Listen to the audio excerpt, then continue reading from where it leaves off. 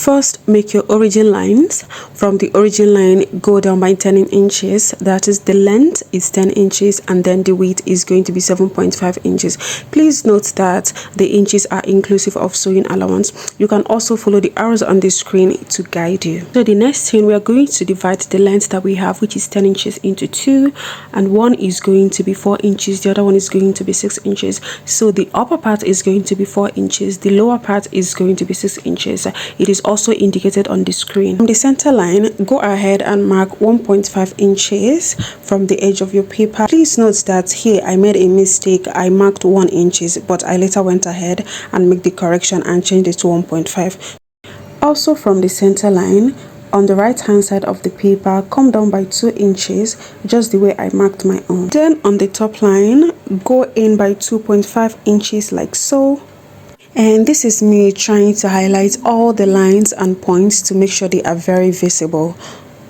Remember when I said I made a mistake and marked 1 inches instead of 1.5 inches? So this is me correcting it. So make sure that your own is 1.5 inches. Then go ahead and connect your points. Connect your points from 2.5 inches on the top line, 1.5 inches on the center line, and then curve it down to the bottom line. Also go ahead and connect the 2 inches that we marked on the other side of the paper and still curve it down to the bottom line. So at the bottom line, the curves might not be able to be smooth. It might not meet each other smoothly. So you just have to go ahead and use your curve ruler to blend it well. This is me highlighting all my lines to make sure they are visible before cutting it out, so you can go ahead and highlight your own. And yes, I try to fit in my palm in the pattern paper to make sure it can actually accommodate my palm before cutting it out. So by now, I'm sure you must have cut the trouser that you want to make. Go ahead and take one of your pocket pieces, place it on the front panel of your trouser, ensure that they are placed right side to the right side, just the way I'm doing here. Also ensure that they are equal on the waistline. Go ahead and take it to your machine and sew it with 1/2 inch, just the way I marked it here. Once you're done joining, flip it to the right side and top sew it.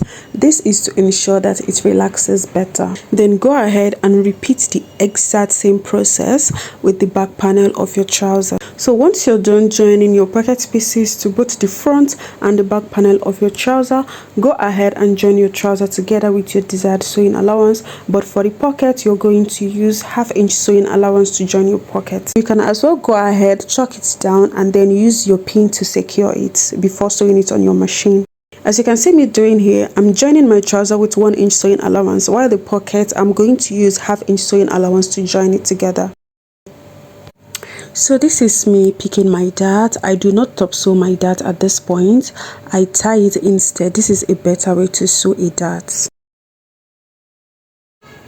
At this point, I'm almost done with my pocket, and yes, this is what the inside looks like. And yes, another thing I like to do, I like to secure the waistline of my pocket, the waistline of my trouser, the front panel to be precise.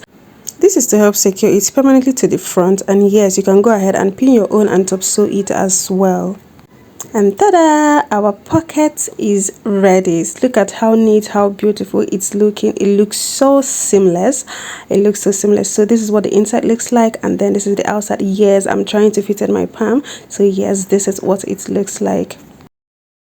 So moving on to the second method. For this second method, is basically the same thing with the first one that we just did, just with a little difference. So now on our pattern paper, where we mark 2.5, mark 0.5 inches there. You can see where I indicated it on the screen. Use your curved ruler to connect the points together. Cut out the excess paper just the way I am cutting it out here. Now this is what it looks like. So now go ahead and use your pattern to cut your pocket pieces with your fabric on fold. This is me pinning it down to cut my own pocket piece. Place the right sides together. Mark 2 inches below the waistline of your trouser, and then 1/2 inch on your pocket spaces. Let me repeat this, please. Mark 2 inches below the waistline of your trouser, and then 1/2 inch on your pocket pieces, and then align them together. The two lines, the 2 inches that you marked and the 1/2 inch that you marked, align it together. So now this is me tracking down my own and then aligning my own points together before I take it to my machine to sew it. So this is me joining my own pieces together with 1/2 inch, and yes, always remember to top sew. It helps it to relax better. So do the same thing also with the back panel of your trouser. Once you're done, join your front panel and your back panel together. Like I said earlier, use 1/2 inch to join your pockets together. So you can use any desired allowance of your choice to join your trousers together, maybe 1/2 inch or 1 inch. So here, this is me pinning my own down, and then I chalked it down as well. So at this point, once you're done pinning and marking out your allowance, just go ahead and finish up your trouser and iron out all your seam lines. It's very important. Yes, I like. For this second method, if you don't want to come down by 2 inches from your waistline, you can just go ahead and repeat the same process we did for the first method. It's totally fine. So just go ahead and finish up your trouser and iron out all your seam lines, and you have your second method of sewing your inseam pockets. If you found this video helpful, please go ahead and give this video a thumbs up, comment, share and subscribe. Thank you guys. See you guys in my next video. Bye.